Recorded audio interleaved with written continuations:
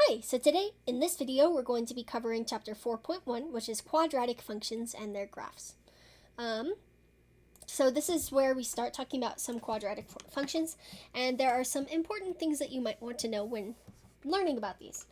So firstly, a quadratic function usually looks something like this. It can look something like this, wide or down, or skinny, but it's basically like a weird smiley face with both ends going up or down, and with a point at the bottom or a point at the top.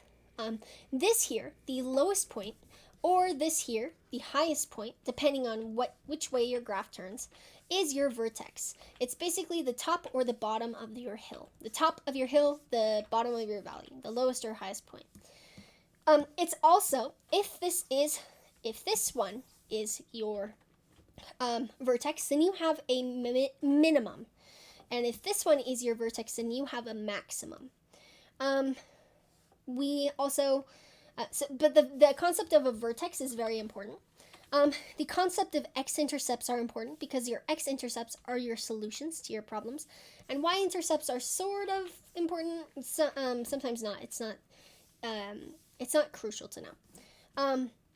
And then the line of symmetry is basically the line that cuts your graph in half, that you could fold your graph over and it would be exactly the same.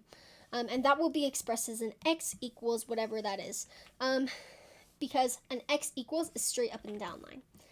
And then, so for this one, it's saying, what is the vertex? Express your answer as an ordered pair. Our vertex looks like it's going to be 4, negative 3. The equation of the line of symmetry is going to be x equals 4, because if we could draw a line right here and your x would be equal to 4.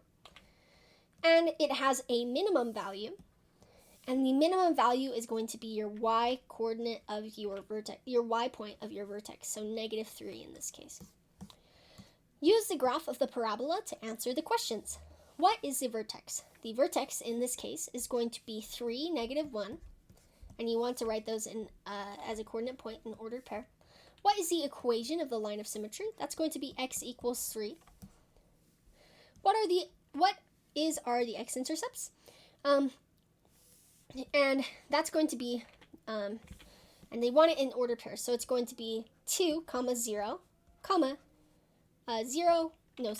4, 0. What is the y-intercept? It looks like our y-intercept is 0, 8. The parabola has a minimum, and the minimum value of the parabola is going to be negative 1. What is the vertex of this parabola? It's going to be negative 3, 2. What is the equation of the line of symmetry? That's going to be negative 3. X equals negative 3, my bad. X equals negative 3. What is the x-intercepts? There are no x-intercepts. There's no point on this graph where the graph intersects on the x-axis. What is the y-intercept? That is going to be positive 11. And you want that 0, 11 as an ordered pair. And does it have a minimum or a maximum? It has a minimum. What is the minimum or maximum value? Our minimum is going to be 2. And I don't believe it wants it as an ordered pair for the minimum. I'm pretty sure it doesn't. This one is telling us to find the symmetric point of a given point 3, 2 on the parabola with the vertex 2, negative 1. So let's just make a little graph of that. 1, 2, 3, 4, 5. 1, 2, 3, 1, 2, 3. So we have our vertex 2, negative 1 right here. We know we have a point at 3, 2, so 1, 2, 3, 1, 2. We know that our axis of symmetry is going to be right down the middle, right here. So if we have one right here, if we flip the graph, it would be right here. They're going to have the same y point. And we move over 1, so here's 1. So we're going to move over 1 from here too. So our graph will look like this. You don't necessarily need to graph. Sometimes it's helpful for these equations though. So our point is going to be 1, 2. That is our symmetric point. The vertex of the parabola, we want to find the vertex of the parabola representing the function f of x equals negative x squared minus 6x minus 7, which passes through the symmetric points negative 1, negative 2, and 5, negative 2. So you don't necessarily need any of this information since it gives you a graph. We can look and see that our vertex is going to be negative 3, 2. However, if we were going to find the vertex based on these coordinates, there are probably a few ways to go about this. Since we know that these are symmetric points, we could take our x's and add them together. So negative 1, negative 1 plus negative 5, and that would give you negative 6. So we'd know, and then we would divide that by 2 to find the middle, which is negative 3. So we know our x-coordinate is going to be negative 3.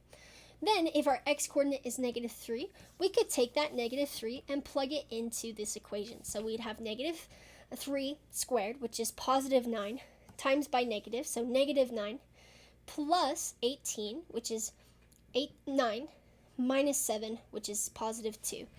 So that's another way to do it. However, it pretty much just gives it to you on the graph.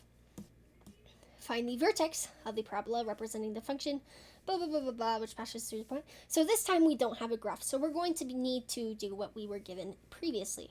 So we know we have symmetric points, 0, 1, so it's going to look like right here, and negative 8, 1. So 1, 2, 3, 4, 5, 6, 7, 8. Sorry, my alarm went off, and then it'd be right here.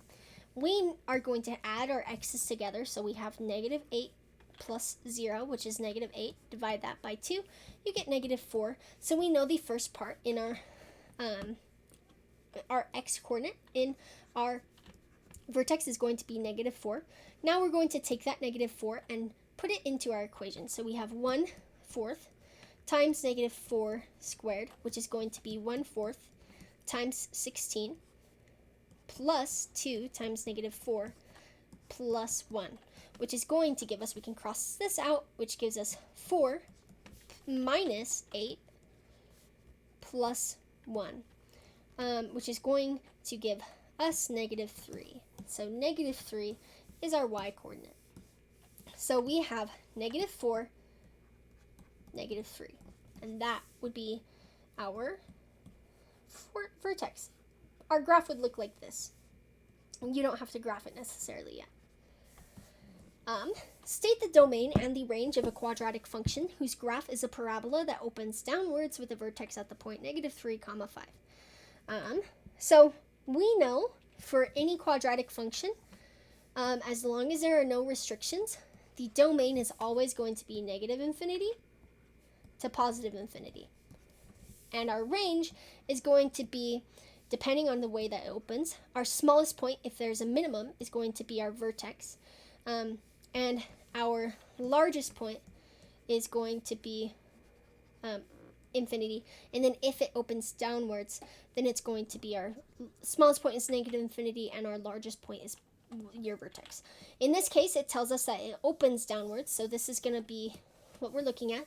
So we know negative infinity is part of our range, and then our vertex, our y-coordinate of that, which is 5, is going to be, and that is included also. So this would be your answer.